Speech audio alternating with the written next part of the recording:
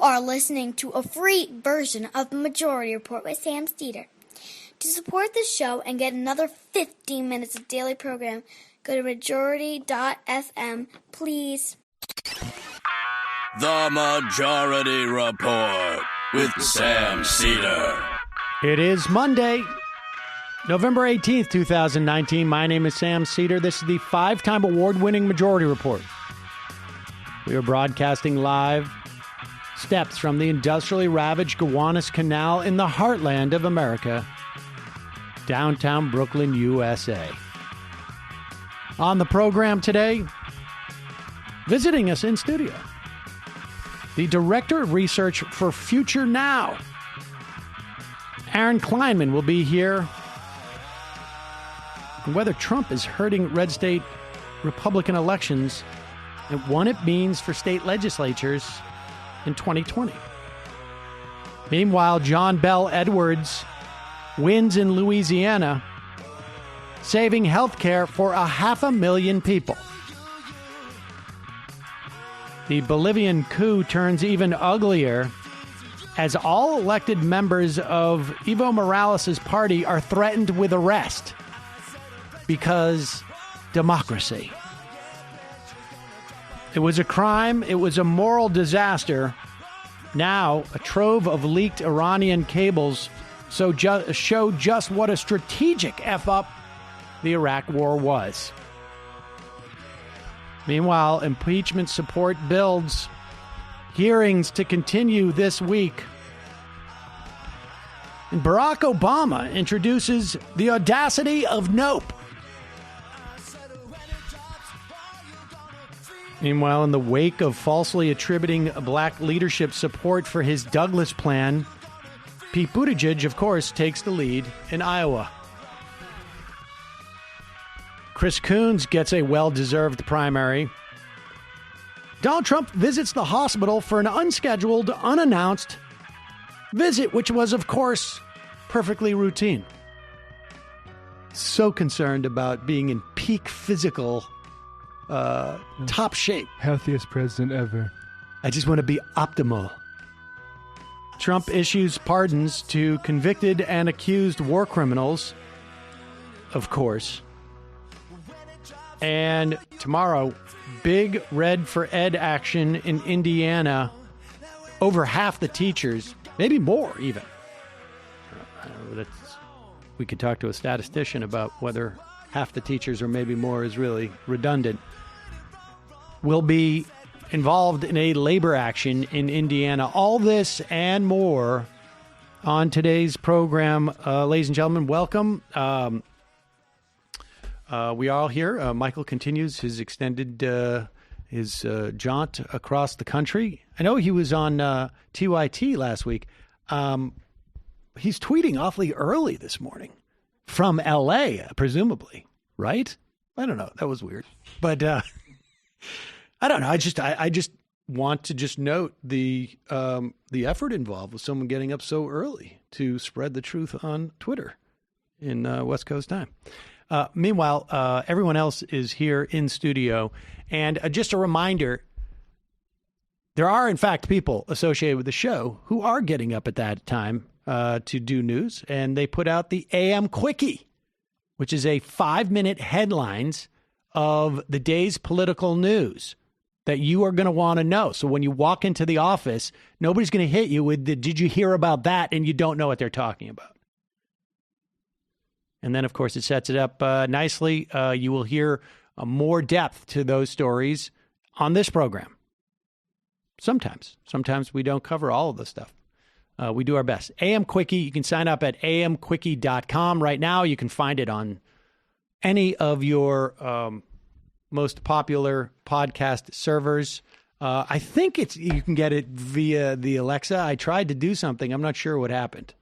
I don't know if that actually worked, but maybe I'll hire somebody to do that. That might be a good idea. In the meantime, also just remember this program is supported by folks like you. You can become a member at jointhemajorityreport.com. Let's jump right into this. Over the weekend, I think we reported on Friday that the Republican National Committee was dumping $1 million in the last couple of days, maybe like the last day of the governor's race in Louisiana. It's a red state. I think largely people thought that John Bel Edwards would lose. Now, look, he's not my favorite flavor of Democrat. He's probably my least favorite flavor of Democrat, or, well, maybe not, but close. But the difference is, the material difference, the bottom line one, the first one, is that 500,000 people who were allowed to jump on the Medicaid rolls as part of the ACA because he was governor of that state will keep their health insurance, which was likely to have gone away had John Bel Edwards not won. And we will be talking about this with our guest in a moment. But the other thing that's clear is that despite the tremendous reluctance that Nancy Pelosi exhibited, and to some extent still exhibits by narrowing the scope of this impeachment hearing, presumably because impeachment was going to motivate Republican voters beyond their already fairly motivated selves, that it would overwhelm Democrats. The thing that's clear over the elections that have happened in the past couple of weeks is that that's not in play. We can't measure what a lack of impeachment hearing would have done to Democratic turnout, but there's no evidence that it's necessarily juiced it more, but it certainly hasn't suppressed it either. And all the other arguments for impeachment stand. And here's Donald Trump. They're not wearing read the transcript T-shirts behind him. Apparently that was a bit of a flop last time. Those didn't do as well as the hats did. No. And but here he is on stage. He's at a political rally in Bossier City, Louisiana. Bossier City. I've been corrected by our guest. Louisiana. I like to call it Bossier. Bossier or Bossier. Bossier or Bossier. Sometimes they like to call it Bossier City in Louisiana. Just 4 days ago. This was a day before the election. And here he is explaining why Republicans should come out and vote for his candidate of choice. In Kentucky, we elected everybody. The governor got brought up in a few short days, 19 points. I went, we made a speech, the whole ticket was there. Everybody won big. Governor's a really good guy. But 19 points is a big thing, and he lost by just a few thousand votes. And the headlines the next day, Trump took a loss. I lift him up a lot. So Trump took a loss, so you got to give me a big win, please, okay? Okay? He's really getting like styly now with this stuff. Like, you got to give me a little big, like he's getting like he's really doing like he's doing like what a radio host does. He's being real cute. Real cute. Well, that did not work out. He did not get a big win. He did not get a small win. He did not get a win in Louisiana. And like I say, the most important thing about that is that 500,000 people will continue to get their health care. And in a moment, we will talk to our guest about the question of redistricting. They did not. Republicans failed to get a supermajority in the legislature, which would have been a guarantee that they're going to redistrict in a horrible way. However, I think North Carolina gave us an example of just how Democrats aren't necessarily on board with the best redistricting or the most judicious one that we might want, because they're individual politicians who have their own agendas. And we will talk about that in a moment. In the meantime, that bell means that someone has just got their wings, and maybe they have also perhaps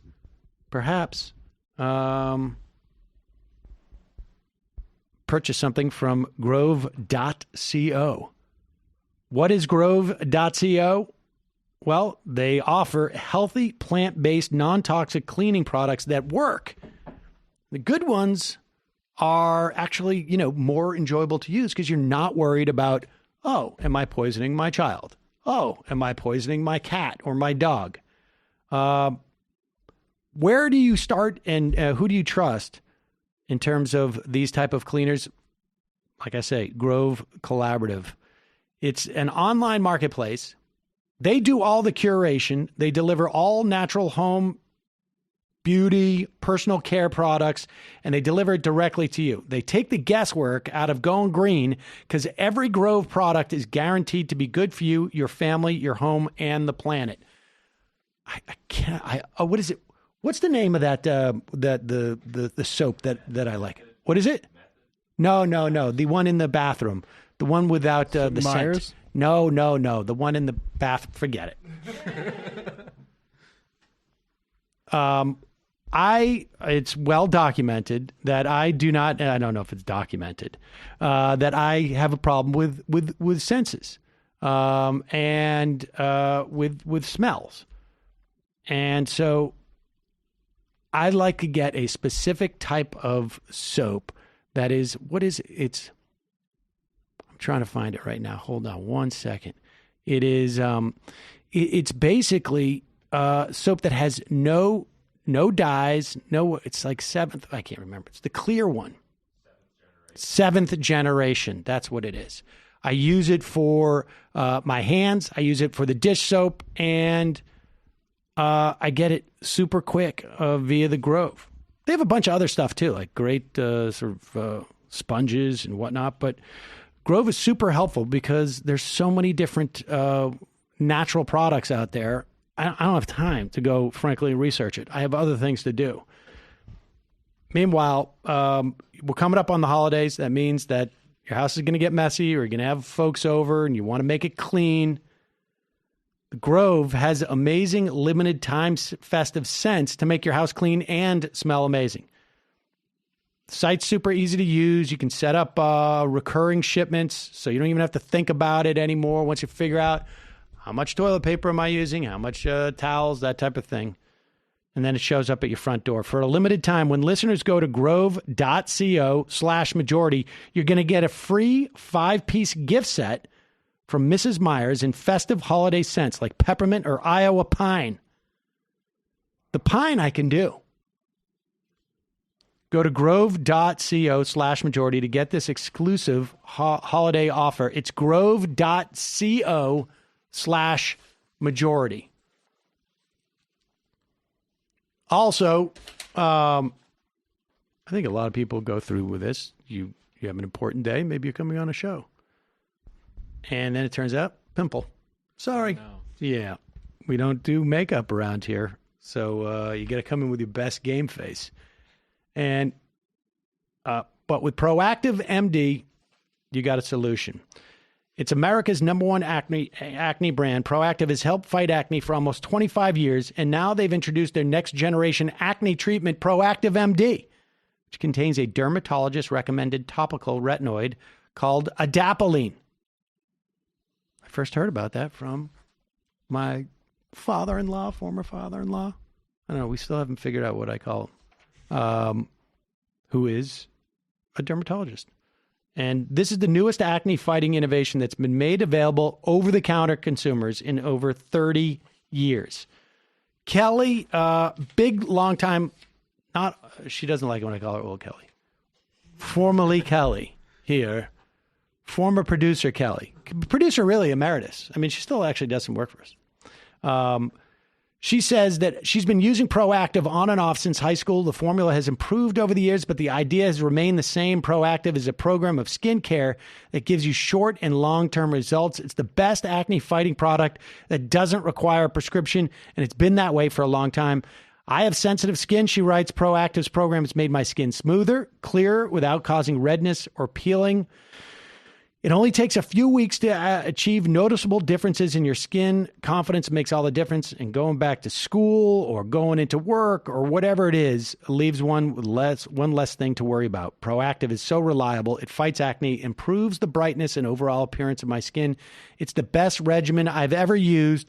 So says producer emeritus Kelly. And right now, our listeners can go to proactive.com/majority, receive an exclusive on-the-go bag, which features Proactive's T-Zone oil absorber, body acne wipes and green tea moisturizer. That's close to $100 value. There's a 60-day money-back guarantee. Again, that's proactiv.com/majority.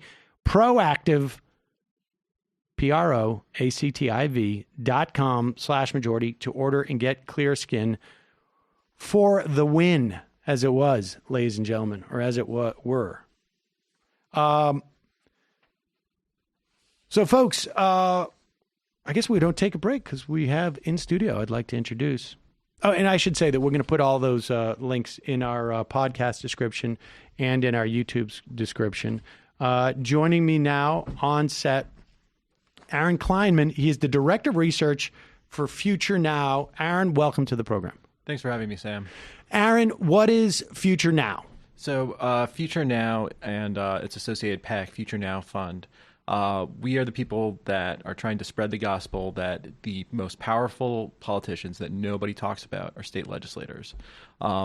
Basically, under the Constitution, we have devolved so much power to the states, and we really saw that power devolve, not really since the 70s for Democrats, but in particular during the Obama era. And so a lot of people woke up on election night, or after election night in 2016, and they saw Republicans didn't just have the presidency, they had control of everything else. And, hey, getting rid of Trump in 2020, that's really important that we have. It's something we have to do.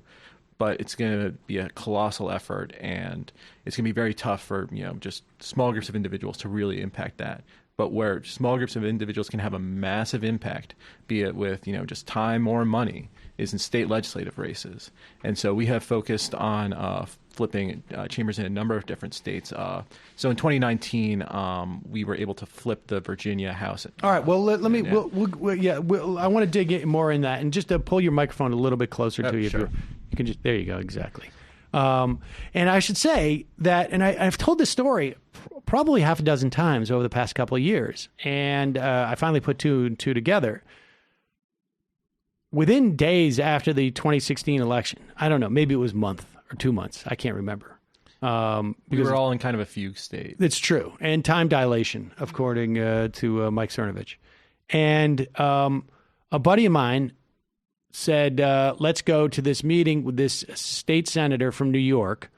And it was one of, I think I went to probably 4 meetings that were predominantly women, not even predominantly, like 95%, and some that were specifically women's groups that were having meetings about getting involved in politics. And each one I went to had a very similar theme, which was we can get the most value out of our buck in impacting state races, state legislatures across the country.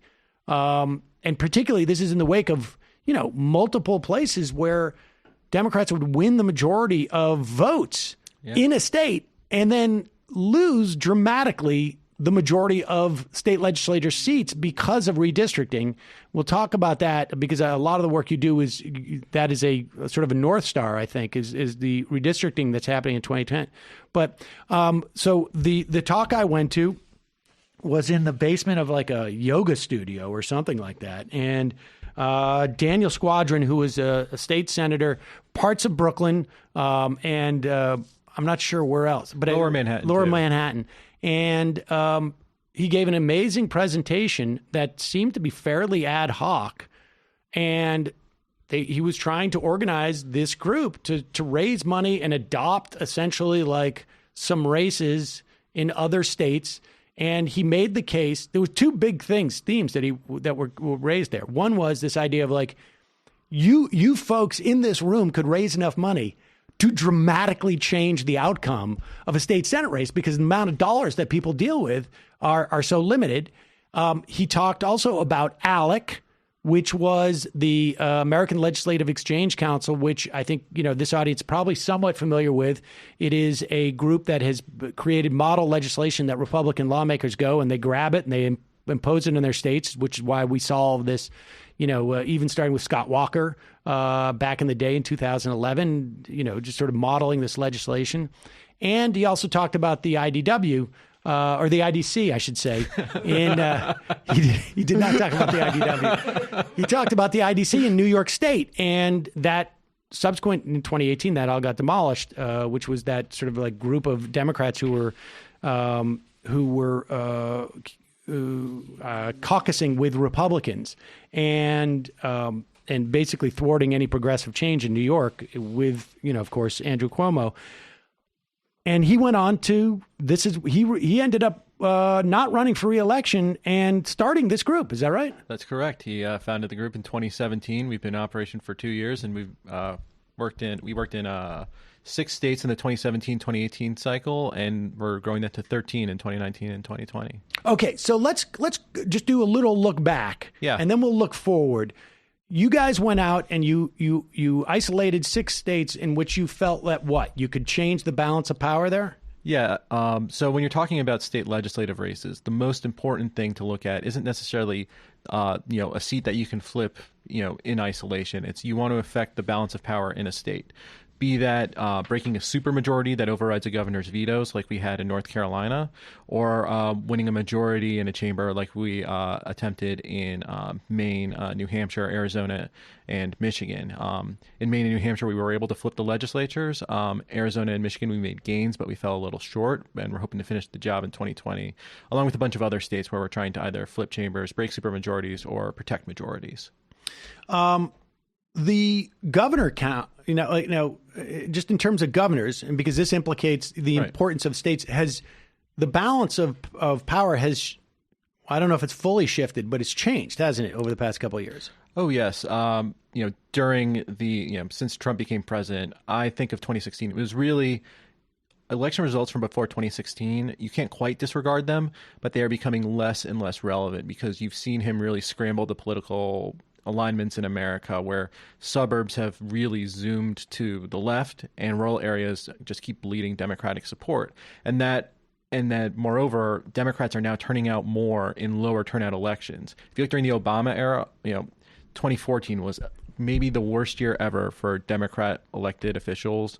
I mean, at least in this century, maybe since the 50s or something, Democrats just did not turn out in these lower turnout elections. Since Trump was elected, that has not been the case. And you're seeing Democrats turn out for these elections, and you're seeing that affect the balance of power in these states. And when you affect the balance of power in the state, that means you affect people's lives, because a state government in particular has a lot more interaction with the day-to-day life of a person. I mean, you think of yourself as like a New Yorker who took, the train to work today. The federal government might, have some grants for the MTA, but the day-to-day running of that is in Albany. Whether you're covered by Medicare, your health insurance, the rules governing health insurance in your state. Again, it's all from your state legislature. The federal government, has a massive impact on big, diffuse things, but your state government has so much more of a day-to-day impact on your life. And Democrats really, for decades, had been ignoring that. And so we're hoping, to really reverse the tide.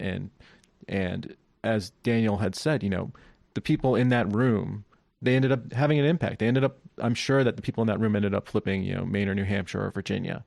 And if Democrats can kind of think strategically like this and realize in these federal races, Democrats will have enough money for those generally. I mean, we've seen that. We saw that in 2018. Money wasn't the problem.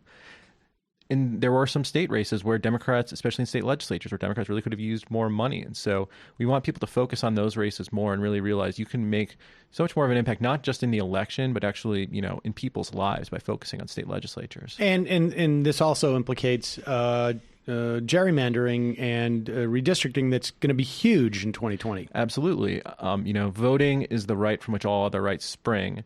And if you can't vote for a legislature that reflects the will of the people, then the majority of the people is thwarted. So 2020 is going to be the big election for governing who's going to be in charge of maps in a lot of states. And so, for example, North Carolina, we're going back to the North Carolina House there, because in North Carolina, the governor does not have a veto. It all comes down to the legislature there. And so North Carolina has had scads of litigation about just how gerrymandered they are. And if you've been following the news, there was that racially gerrymandered. This is, it's basically Jim Crow stuff down there. And I've been following the news. I mean, just the lengths at which Republicans went to thwart the will of the majority there are, it's almost mind-boggling. We're still trying to catch up to, how badly They gerrymandered the state. Wisconsin is another state where, again, Democrats keep winning a majority of state legislative votes, but it's so horribly gerrymandered that they barely get above 40% of the seats in the legislature. Right. It's they won 53% in the last election. I think it was 52 or 53, and Republicans had 64% of the seats. Democrats flipped to one seat, so they're down to 63 in the House. Yeah, right, fair enough. That's just bizarre. I feel like that, if the American public could sort of really absorb the implications of that. I mean, to a certain extent, we see that on a national level, right? I mean, we saw exactly. but at least there's an electoral college that's not supposed to be set up that way in the state level. Yes. Okay, so let's look at 2019 because, want to see what happened in 2019. There's largely the news was good. There are some caveats, and I want to talk more about this rural-urban divide because, the big question is like, are the Republican policies in terms of rural America that much better for rural America than the Democrats' policies, or is there something else going on? No, they aren't. It's really what's happening is there's an increasing fusion of your political and cultural identity, and the Republican, political and cultural identity is focused more on rural areas where, it's not just, living far apart from someone doesn't necessarily make you a conservative. It's the demographics of rural areas that really kind of help turbocharge that. They're less diverse than suburbs and cities. They're a lot older than suburbs and cities. The kind of separate nature of the people and kind of the idea that you have to be more self-sufficient, less of a communitarian, ethic there, I guess. I think that does play a smaller role, but they're wider, more church-going, older, and so because those are demographics shifting toward Republicans, Democrats keep losing ground in rural areas. Now, that's not to say Democrats can't stem that tide. One really interesting thing we saw in 2018 was actually, while rural areas are older than average, there are still plenty of young voters in there. And the young voters in rural areas actually were a bright spot in 2018. They really bounced back toward Democrats. And, Democrats don't have to win rural areas to win the presidency. They just need to do as well as John Kerry did in rural areas to win the presidency, and then just hope that. Okay, so one thing that I think people need to understand, and I still sometimes I have trouble wrapping my head around this, is that there is, we keep hearing stories of Donald Trump finding more votes out there, and these are not people who were like, I used to be a Democrat, but now I'm voting for Trump, or is it just there are more people? There's just I'm the type of person who would vote for Trump. I just don't vote. And then I decide I'm going to vote. Or which one is that? It's a mixture of those. I think you have a lot of people in rural areas that, if you look at the 2016 election results, I mean, I know, like we said earlier, we were kind of in a fugue state after that. I mean, I remember when election night was starting and looking at those first rural counties coming in, and I thought, wow, there's no way Trump can keep this up everywhere. But he was winning by 70%, and instead of 60, he's winning 70% in rural areas like Pennsylvania and Michigan, where Obama or where Mitt Romney only got 60%. And it was a mixture of Democratic turnout in those areas collapsed. Like the Clinton campaign, there were issues just turning out voters outside major metros, and the turnout in those areas just totally collapsed. But I think there is this element of the Trump campaign. He spoke to people who might see themselves as outside the political process. There are a lot of non-voters that it turns out he was able to turn out in these races. I think if you're living in a rural area and a non-voter, think about the news sources you have, AM radio, right. Your local newspaper has been hollowed out, and you get your news from a Facebook group. I mean, think you tend to be older and whiter and church going. People don't know too. I should say that when you compare the clearance numbers of an MSNBC, now I think particularly over the past 3 or 4 years, they've been increasingly populated by Republicans. I mean, MSNBC. I mean, that's people know that. I think there's been stories to that effect. Andy Lack wants to take the network more, sort of old style Republican, as it were, whatever. But the point being, just as a counterpoint to Fox has clearance, in other words, carriage on cable networks throughout the middle of the country. and CNN to a certain extent, MSNBC almost exclusively on the coasts, I should say, more or less. And, which gives you a sense of like, who, obviously who their market is. And you see this also, even the broadcast networks have different emphasis on who they feel they're appealing to. ABC, much more heartland than, let's say, NBC. Yeah. But all these places, the news sources are Fox, Rush Limbaugh, or someone worse or similar, and a crappy local newspaper that's probably owned by similarly situated people. Also, keep in mind that local news, like local television news, that's one of the biggest conservative media sources that nobody talks about. Even if it's not necessarily like a Sinclair station, local news. I don't know if you've watched it. I don't really watch it in New York City, but like I see, promos during football, it's always like, shooting here, crime here. What are what's going to kill your kid today? It's very fear-based, very regressive news. And, if you're a Democrat trying to reach those people, they've been living in a different information, network from a lot of so younger people, though, who are turning out, it's because they're basically spending their time on different media, or is it they just they're exposed to more things? I think if you're a younger person in a rural area, you're probably a little more educated than maybe people older than you. Maybe a little less likely to attend church. You probably have a different information network, or at the very least, you've been exposed to different information networks. If you're like a 60-year-old living in a rural area, when's the last time that you had any access to, if you're on Twitter, you're not following anyone remotely liberal. I'm sure just if you're younger, you probably just have a different information diet, basically. It's young. It's a generational divide as well, where just younger people tend to be more liberal, and that doesn't matter.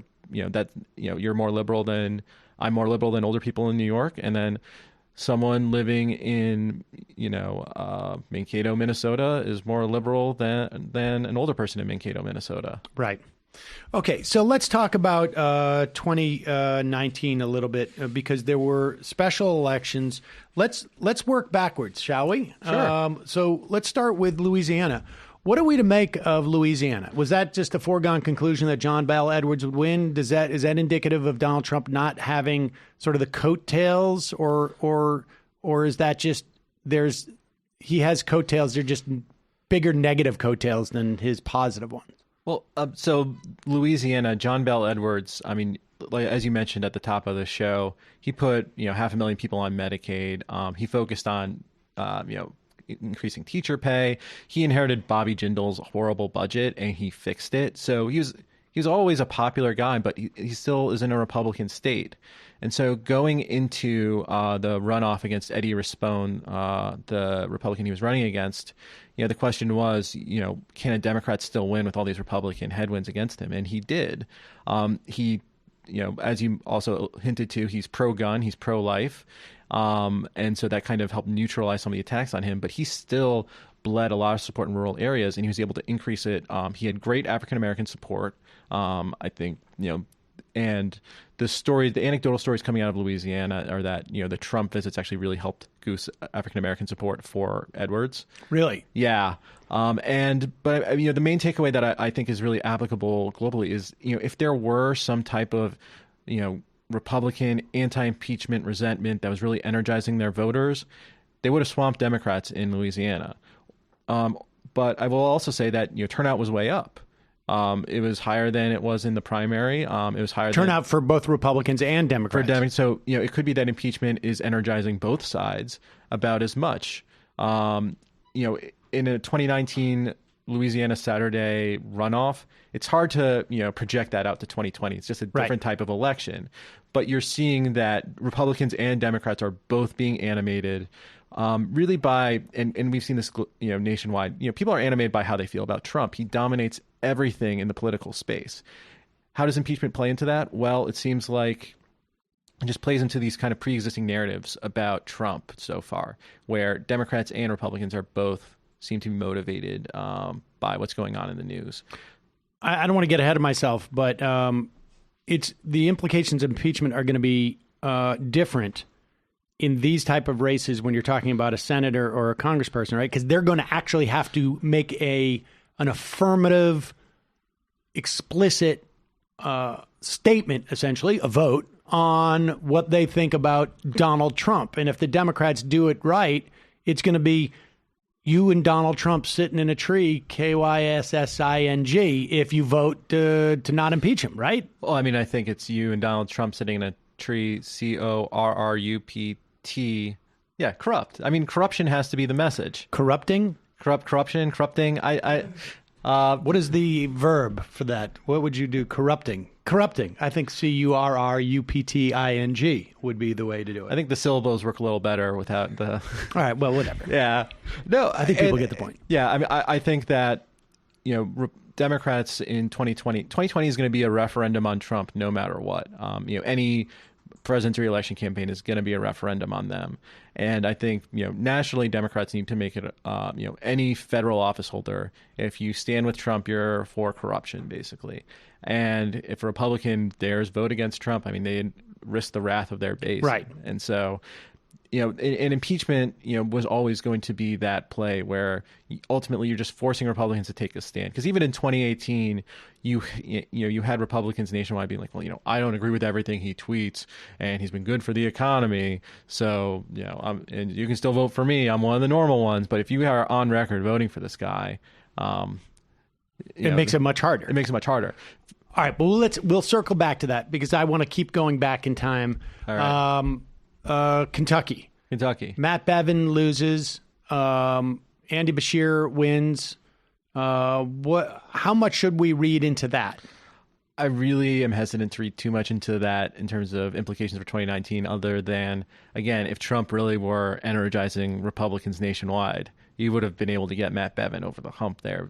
But, again, Matt Bevin, I think that's a relevant story, it seems to me, that because everybody would have assumed that his ability to activate these other voters would overwhelm, and it's not. And when we're looking, it's hard because we don't have an apples to apples type of comparison. It isn't, and I mean, that's any projection out to 2020 is, it's a bit of, you're putting together little bits of evidence here and there to see what it all adds up to. And so no one, you can't overdetermine any one election result, be it the Kentucky governor's race or the Mississippi governor's race, for example, or, state legislative races in New Jersey or Virginia, that on their own, those don't tell you much. But when you take everything we've learned to date together, it tells a story. And I think the story we've seen from 2019, and that includes Kentucky, is that there is no kind of counter-revolutionary force out there that's ready to kind of flood the polls to vote Republican. But that said, it's not as if Andy Beshear rode a blue wave, so to speak, into office. He really ran on, I don't think people really appreciate just how unpopular, and with good reason, Matt Bevin was. He, really alienated a lot of people on purpose. He went after the school, he went after teachers directly a lot in the state. And, the thing about going after teachers, specifically like targeting them is, there are teachers everywhere, and parents tend to like their kids' teachers, and parents tend to vote. And so, again, when you're talking about, just keeping down Republican margins in rural areas, one way to do that is to have your teachers pissed at a Republican. And, listen, they're not going to win over all the parents, but they'll win over some parents. And that's the difference between winning and losing. I talked to my comrades in Kentucky, too, who said a big issue was the bridge tax. Yes. There was a bridge going to the suburbs of northern Kentucky where there are a lot of people who might have voted Republican, but they were pissed at Bevin because they didn't want to pay the tax. Yeah, you remember the Covington Catholic kid? Yes. Yeah, that county, MAGA territory, but it's a suburb where it's a little more educated, and Democrats really, Beshear won because he totally cut into Trump's margins in that area. It's a very conservative area. It's a suburban area, a little more upscale, a little more culturally upscale. And then Bevin was alienating all these people who have to get into Cincinnati every day by, with this bridge tax issue. And Beshear was able to ride that to victory. So, Bevin was just such a uniquely unpopular guy that Beshear was able to beat him in Kentucky. That said, and Trump could not overcome that. Trump could not overcome that. And I mean, if you want to take, I guess, a more global lesson from there is, Trump is also a guy who likes to alienate specific groups. And whoever the Democratic nominee is, I mean, I think you need to focus on, activating some of those groups that he is really alienating in particular. And if you want to talk about rural America, run on those tariffs that that have just been ravaging them. And his agriculture secretary telling, dairy farmers that, hey, there needs to be fewer of you guys. We want more consolidation. We need to call dairy farmers. I think, and I have seen some of, I think there have been some big Democratic groups that have really been working on that messaging a year out. So I hope to see more of that. And so, all right, so let's go backwards. And then we have the Virginia and Pennsylvania were two states where, I mean, Virginia, let's talk about both those states because they were good, not quite as good as maybe one would hope. Yeah. So in Virginia, let's start with Virginia, where the Democrats flipped both chambers of the state legislature.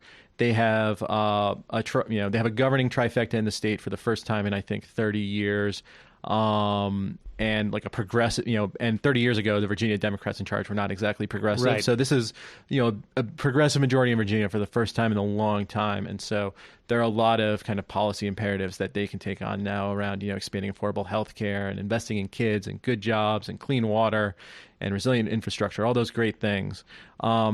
And so, the material impact of this is great. They flipped both chambers. But we saw some Republicans, especially kind of the savvier Republican politicians in Virginia, were able to distance themselves from Trump. And if you looked at the races they ran, they were running on like the same issues that Democrats normally run. It's like, oh, I'm going to protect schools. Oh, I'm going to protect, us from, rising waters, because like Norfolk, Virginia, for example, has some of the worst climate change flooding of anywhere in the United States. And you saw Republicans, running on, sea barriers and, and renewables. And, Trump's name didn't come up. And so you saw they gave Republicans a blueprint for winning in tough races in Virginia. And it is run the hell away from Trump in suburban areas. Now in 2020, especially again, if you force Republicans to vote on impeachment, exactly, you can't really do that. Right. Exactly. I mean, that I think is, I mean, they seem to me to be running as the old school Republicans who are like, we all agree on the problems. We just happen to think that business can take care of the solution more. Right. Which is basically what we're just going to pretend like we care about these the same problems and we have just different solutions. Which we now refer to those people as like, what is it? Isn't there like a solutions caucus now or something? The problem solver caucus, like third way, type of. And so let's move to Pennsylvania because, you said you saw those rural districts in Pennsylvania coming back with sort of astonishing numbers in 2016. In terms of like the how he was running up the score in those deficits, and we have one of our regular listeners who now has a show on Twitch. I can't remember what Mike's from PA's. What is it called? I can't remember. He's going to kill me. But he called in the day after, and he said he's what is it? Central Committee on Twitch. Folks, check it out. He called in the day after the election and said, he was works in Democratic politics. He said we were doing get out the vote. The Clinton campaign, because they weren't doing a big field program beforehand, they were just using algorithms. On the day before the election, we could get out the vote effort. 25% of the houses that they're knocking on were Trump voters. Because their numbers were all their lists were all screwed up because they were knocking on doors that the algorithm said should have been Clinton voters. And it just turns out that like 1/4 of the people you're telling to go to the polls are your opponent's voters. So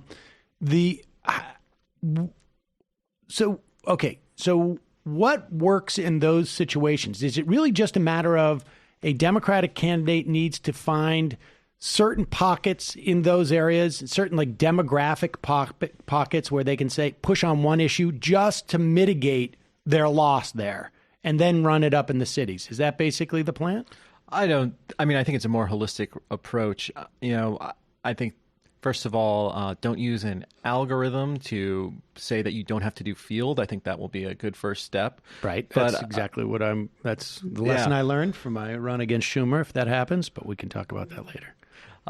So if you're going out to these rural communities, I think, again, it's like you want to frame progressive issues in a way that, speaks to the, I mean, you want to meet people where they are. And so, for example, talking about healthcare, for example, I think it's great that, wide swaths of our base thinks that healthcare is a human right, and that really activates our base. But when you go out to these places, healthcare is a human right. It's not a compelling message.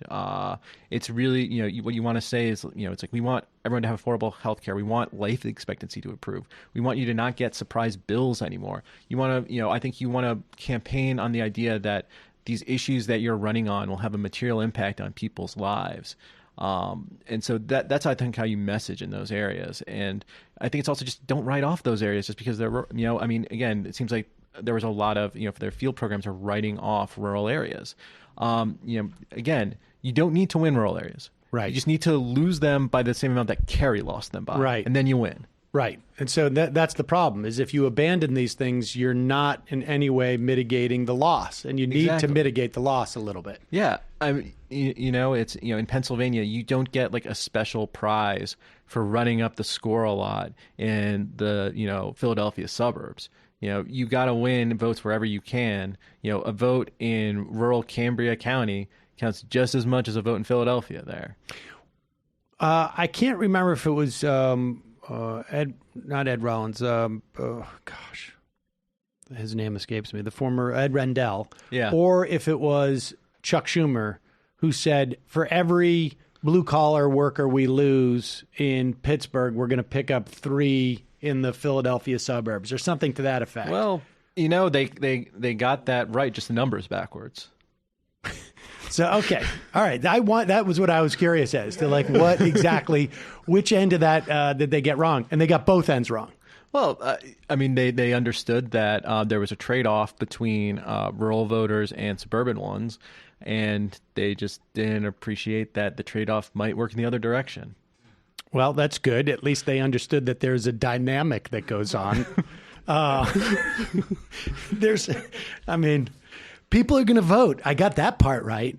So, all right. And so one of the things that Virginia, just to sum up, Virginia and Pennsylvania tell us is that there's not going to be, they're driving out, as much as Democrats are pushing the boundaries of get out the vote that we've seen, at least in decades in many respects. Yeah. They are too. Yeah. So going into 2020, one thing that we're pretty sure of is that there's going to be record turnout. There are going to be a lot of people who've never voted before voting for the first time. And what we're trying to figure out is what those people look like. Now, I think there's kind of this tendency in liberal circles to see those people, they're going to vote Democratic no matter what. But how many of those people are like that, those people we were talking about earlier, people in a rural area who've had a conservative information diet, who might not, really see politics as very relevant to them. All of a sudden, Trump's kind of there screwing everything up in Washington, D.C., fighting those pointy-headed elites.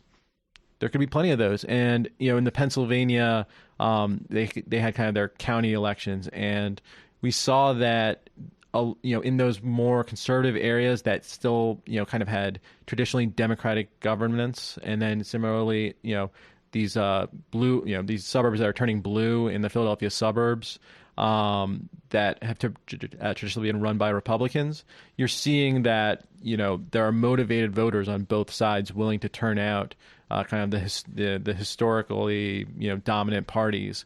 If those historically dominant parties aren't willing to really kind of adapt to these new electorates. So when you look across the states, and maybe, I don't know, maybe this is proprietary information you don't want to tell because you don't want the Republicans to know this, but what I imagine they have, they can do the same analysis on some level. Yeah. What states are the ones that are not necessarily the low-hanging fruit, but the lowest-hanging fruit for Democrats to flip in terms of like state legislatures or, get control of the states, or whatever the metric you use there is? Yeah. So heading into 2020, Pennsylvania and Michigan are two states that we're really interested in, and there are Democrats in both states are just a few seats shy of. In Pennsylvania, House and Senate are both up, and so we could get majorities in both. Michigan, the Senate isn't up in presidential years, but we could flip the House. In Kansas, actually, people don't think of Kansas as a particularly fruitful area, but Kansas has a lot of well-educated voters who traditionally vote Republican. They also have a Democratic governor who faces bare supermajorities in both chambers. And so a small investment in the Kansas legislature will make it so that Republicans can't override her vetoes. In Iowa, we're just 3 seats shy of a majority in the House, and you have a lot of areas in Iowa, in the Iowa House, that went from Obama to Trump, and it's winning those voters back. And how do you do that? Those are some of the states that we're really most interested in, probably some of the lowest hanging fruit. And then also, we barely, it was close in 2018 when we won majorities in Maine and New Hampshire. And, Maine, they've passed really a lot of progressive legislation there around, prescription drug prices and red flag laws and renewables. And so, but Republicans are going to be gunning for flipping back the state Senate there, and we want to make sure that we can keep it. In New Hampshire, if a few hundred votes flip in the state Senate there, Democrats don't take that chamber, and then they could also, and they still have a Republican governor there, but you could actually, the Republican governorship is up every 2 years in New Hampshire, and so you could actually get a trifecta in New Hampshire. So that's just some of the lower hanging fruit there. Also, North Carolina, now that they have new maps. We're working with the North Carolina House, which did not vote for, the Republican. We're not working with the Senate. We don't really know what they did with the maps there. But right. But in North Carolina, especially if you care about redistricting, the governor does not have a say in redistricting in North Carolina. So you really want to flip the North Carolina House, and they're just 5 seats shy, and they got a new map that made a lot more Republicans endangered, and so that's another exciting opportunity as well. Okay, I got 2 more questions. One, give me you said in Iowa there's a lot of Obama to Trump voters. Yes. What do you have a sense of what was that dynamic there? I have the sense that antipathy to Clinton, I think, was a big deal there. Uniquely, antipathy uniquely towards Clinton. I think some of that carried through to other Democrats. I mean, Iowa really. I'm sure, because I look at the district level at all these things, and I'm shocked at just, how big the spreads are between some races. There are people who really split tickets in Iowa, and I'm fascinated by the state, and I really am trying to learn more about, what this dynamic is. I think, we've seen stories where people there kind of, I think they were just kind of wanted something new a little bit in 2016, and Clinton didn't represent that. And I think Obama to Trump voters nationwide, they've done a lot of stories on those vote switching. I think, anti-immigration views were a big driver of that. I'd be interested to see if that really carries to Iowa as well. I think that I think the anti-immigration thing really was more in, like New York, for example, when we saw Staten Island went very red, and I think that was a big part of that there, and Suffolk County. I'm not quite sure how much that I'd be fascinated to really dig deeper into the Iowa specific Obama Trump voters, but you were able to see in 2018 Democrats win back a lot of those, and I think a lot of it's just people wanting something new, but also there is the dynamic where you have the rural urban divergence, and in Iowa a lot of the ground we gained back in 2018 was in Des Moines, was in Dubuque, was in Cedar Rapids. They're these smaller cities, but they're cities nonetheless more educated than average. So didn't recapture those Obama to Trump voters, but overcame them by driving up numbers in areas that were more sympathetic to Democrats. Well, so if you want to talk about proprietary, we actually we've come up with a measure, we call it the Comey coefficient. We're still working out some, but basically we try to use the demographics of a state legislative seat to predict how much Democrats will over or underperform the Clinton baseline. And the three things it really takes into account are the white population, because she did poorly among white voters relative to other Democrats. The poverty rate, actually, because areas with higher poverty, she tended to do poorly relative to other Democrats. And then people who have some college education, and if you look at Iowa and like the Comey coefficients there, you see a lot of areas that she lost in like the eastern part of the state along the Mississippi River, where Democrats had been able to hang on to their seats with somewhat ease. And it's just for whatever reason, those kind of people, there are a lot of people there who just didn't like Clinton but will still vote for Democrats, and there are a lot of those in kind of the eastern part of Iowa. And so hopefully a lot of them kind of went back in 2018, and we're hoping that in 2020 we can carry that forward, in addition to flipping again kind of erstwhile Republican voters in like the Des Moines suburbs and Cedar Rapids, Dubuque, etc. Comey as in Jim Comey? Okay, you're having fun with it. Okay, we're having fun with the name of it. You guys, you math nerds, you got to come up with stuff like that. I guess you get the alliteration with Comey coefficient too. No, I got it. I got it. All right. So, lastly, right before the show, we were talking about Maine, and we, the sort of the story of impeachment in my mind has always been about that dynamic, particularly in the Senate, although, to some extent in the House as well, although I don't think there's going to be as many opportunities for it. A lot of the House has sorted itself out. There's not a lot of people running for the Republicans who are holding on to their seat, who are like, I'm a Republican, but I keep some distance from Trump. That doesn't happen in the House anymore. Those people have more or less, that animal is gone. One thing to keep in mind when talking about the U.S. House is just, it really is like a bad job. Like, you have to live in two places and you have to spend like every waking minute raising money. And so if you're a Republican who really just kind of got into this to crush the poor, but don't really like want to engage in these kind of Trumpian culture wars, you tap You out. already retired. Yeah, right. You already like, retired. Why bother? Become a lobbyist. Right. It'll be so much easier. And there, I mean, I don't know. You would know this probably better than I would, but there can't be more than, if there are any, I mean, I think there's some, but not many seats where like Hillary Clinton won the district and the Republican won the Republican congressperson won. Oh, no, exactly. There are three left. Three. There are three in the entire country. And one of them's retiring. Okay. So, I mean, so that's not in play. But there's a half a dozen of those, it seems to me, in the Senate, right? People who want to sort of be Republican, but want to keep Donald Trump at arm's length to some degree. Well, I mean, in the Senate, you have to keep in mind that up in 2020, there are only 2 Republicans in seats in states that voted for Clinton. There are other Republicans in states that could vote for the 2020 nominee, like Arizona. There are 2 in Georgia now, Iowa, North Carolina. Those are all going to be targets to varying degrees. Colorado, obviously. Yeah, Colorado and Maine are the 2. Right, okay. And then, of course, you have to keep in mind that we have to defend Doug Jones in Alabama. Right. Okay. So with that said, the idea is that Democrats want to not just make this a referendum on Trump, but to marry those senators in those states to Donald Trump. Yeah.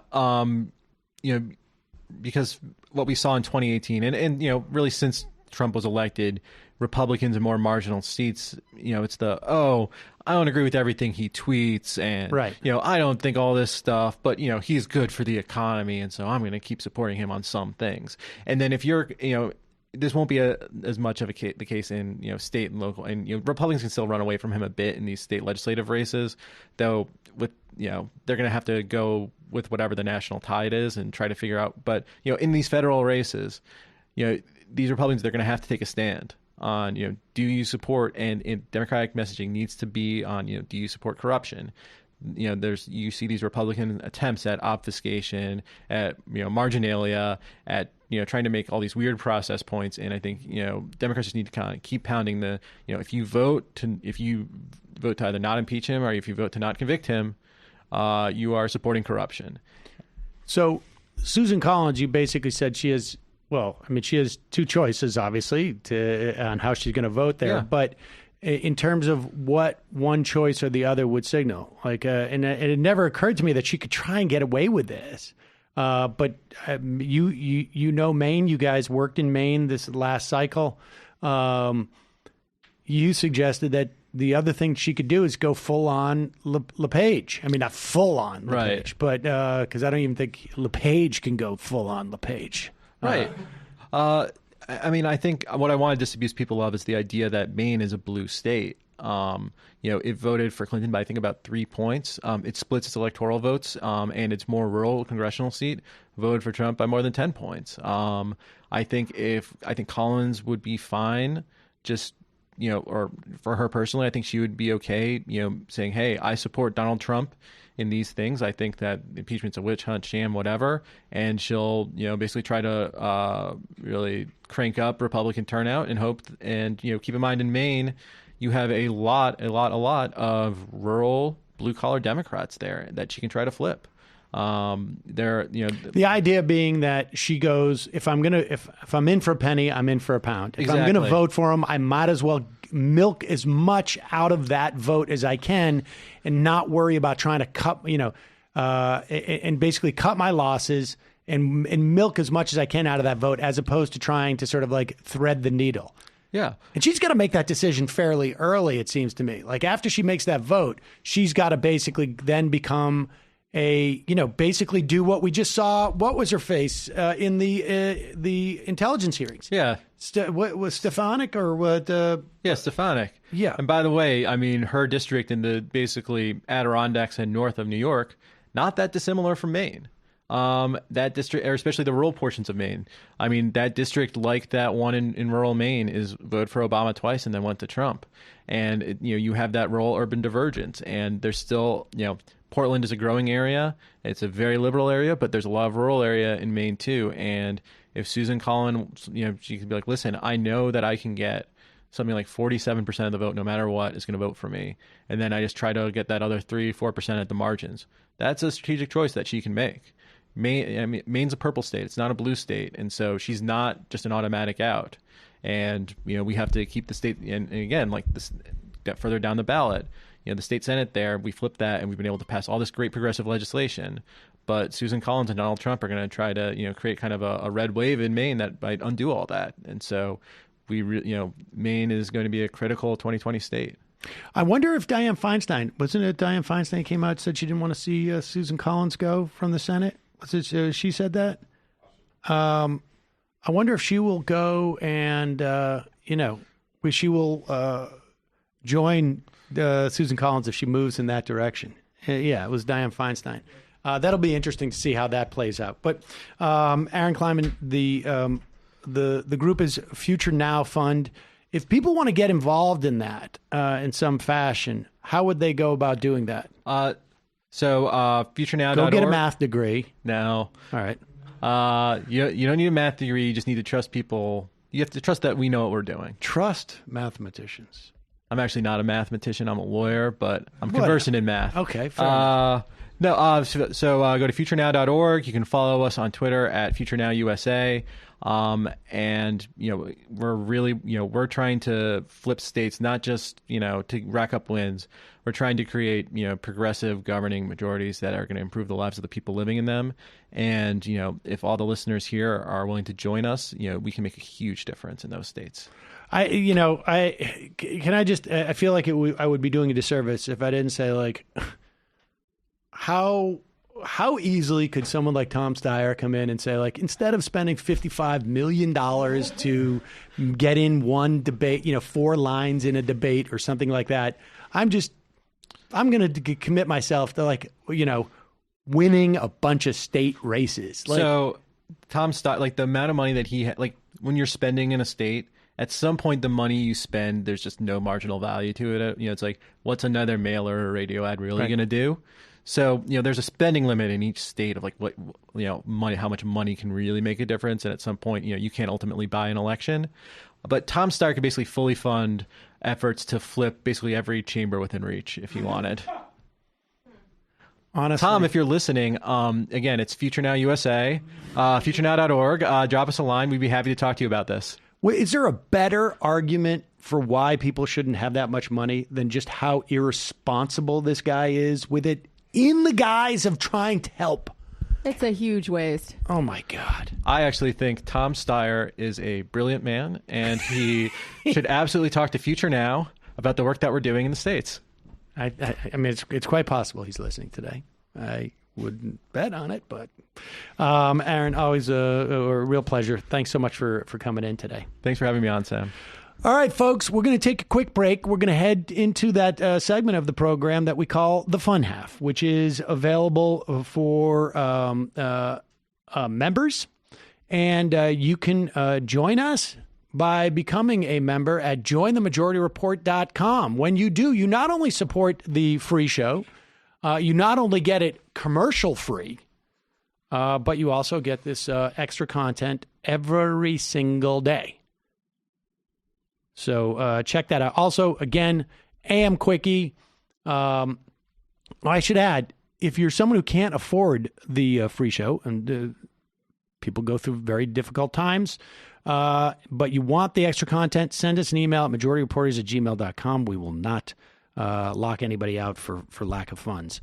And if you want to help the show, but you don't want to spend any money, subscribe to AM Quickie. Let's get this baby up the charts. Could start to, as they say in the business, monetize it, and give us a review on iTunes. There's a lot of different things you can do. And I should tell you, is it back? When is it happening with Just Coffee? 30% off, I think, is starting just in days. So check out justcoffee.coop, fair trade coffee, tea, or chocolate. See if, I don't know if they've quite started it yet, but 30% off. This is the time to go and try Just Coffee.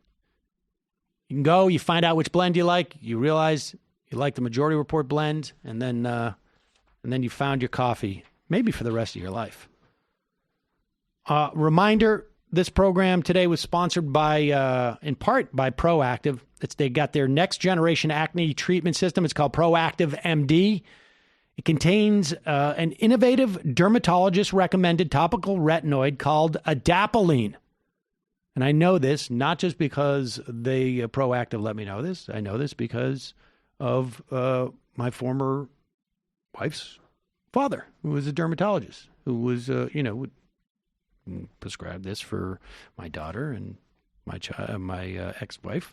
But right now, I don't know why I would bring that into an ad, frankly. It doesn't get more credible than that. Exactly. Right now, our listeners can go to proactive.com/majority, receive an exclusive on-the-go bag, which has Proactive's T-Zone oil absorber, so your T-Zone oil gets absorbed, body acne wipes, and green tea moisturizer. That's close to $100 value, and there's a 60-day money-back guarantee. Again, that's proactive.com, proactiv.com/majority to order and to get clear skin for the win. Jamie, what's next on the Antifada? I'm so glad you asked. So this week on the Antifada, I spoke with Tom, Terrence, and Tanya of the Trillbilly Workers Party, one of my favorite podcasts. Very exciting. We talked a little bit about the elections in Kentucky. We talked about how they all became dyed-in-the-wool radicals as well as electoral skeptics. We talked about the pitfalls of the Just Transition program, which they have seen tried and failed over and over again in their state. And we also did a little over-under on the success of a protracted People's War in the mountains of Appalachia. So check it out, folks. Matt. On Literary Hangover on the podcast feed and on YouTube, we did Orinoco, or The Royal Slave by Afra Ben. Afra Ben is the first English woman to earn her living by the pen. She was also a Tory monarchist spy, and not a very well-paid spy, which is why she had to do the writing. But check all that stuff out, folks. Imagine being a spy and not getting paid well for it. What a drag. All right, folks, see you in the fun half.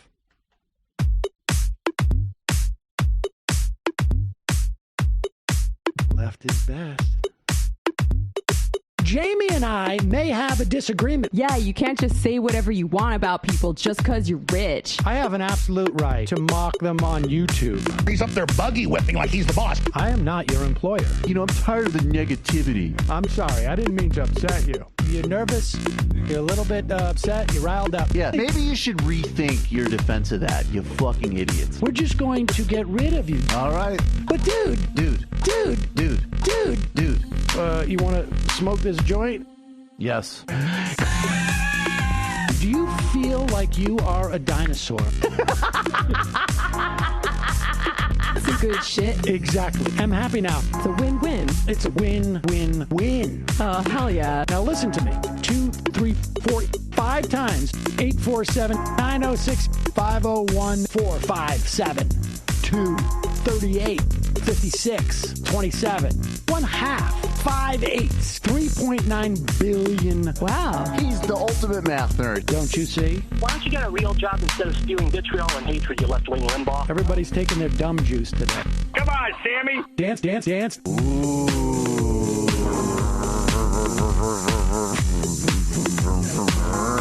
Rand Paul. I had my first post-coital scene with a woman. I'm hoping to add more moves to my repertoire. All I have is the dip and the swirl. Fine, we can double dip. Yes, this is a perfect moment. No. Wait, what? You make under $1 million a year. You're scum. You're nothing. Excuse me? Fuck you, you fucking liberal elite. I think you belong in jail.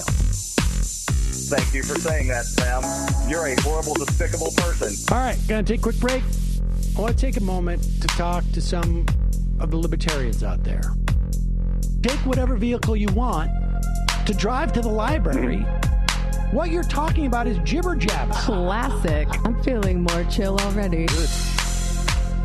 Donald Trump can kiss all of our asses. Hey, Sam. Hey, Andy. You guys ready to do some evil? Hitler was such an idiot. That guy might be a Nazi. Agreed. No. Death to America. You. Yes. Wow. Wow, that's weird. No way! Unbelievable. This guy's got a really good hook. Throw our hands up. Ooh. Wow. But Sam, I gotta get off. No worries. Let's.